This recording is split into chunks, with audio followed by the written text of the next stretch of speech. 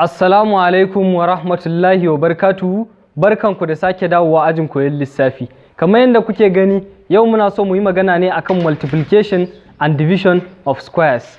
So wannan questions da kuke gani, bari mu ɗauki wannan na farkon mu fara da shi. Za mu yi ɗaya multiplication, ɗaya kuma division, sai bar muku sauran kuma ku gwada. So muka ɗau na farkon nan multiplication, aka ce 15 squared times 6 squared. Kamar yadda kuke gani 15 squared muka ce me shi wannan number zai multiplying kansa sau biyu ko, so muna da 15 times 15 daban times shi ma wannan 6 squared din, so 6 times 6 kenan sau biyu shi ma ko, so sai mu saka 6 times 6 din mu. So mun gama da fitar da wannan 15 times 15 muna da nawa 225 multiplied by 6 times 6 kuma muna da 36. So idan kai multiplying din 225 din nan da 36 din nan kamar yadda muka yi a multiplication a baya, idan ma ba kalla ba za ka iya duba videos din akwai bidiyon da muka nuna yadda ake multiplying numbers, so za ka iya zuwa ka gani. So in kai multiplying nasu zai baka 8100. So wannan a takaice shine final answer mu na wannan question din. Bari mu sake daukan question na biyun nan tunda shi under division ne. So 50 squared divided by 5 squared.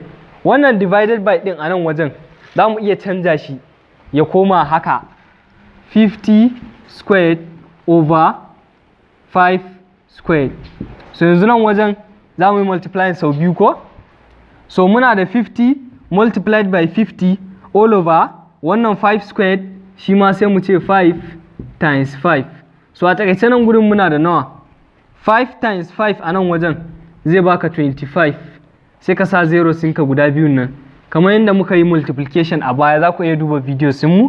Sannan nan 5 times 5 zai baka 25. So daga gani za ku ga cewa 2500 divided by 25 muna da 100 a matsayin final answer mu. So wannan a takaice da fatan kun fahimci yadda muke. Nan 50 squared kaga 50 times 50 sau biyu kenan, 5 squared 5 times 5 sau biyu, so 5 times 5 a nan zai baka 25 sai ka sa zeros ɗinka. Sannan nan 5 times 5 zai baka 25, so idan kai dividing zai baka 100. So wannan a takaice shine final answer mu.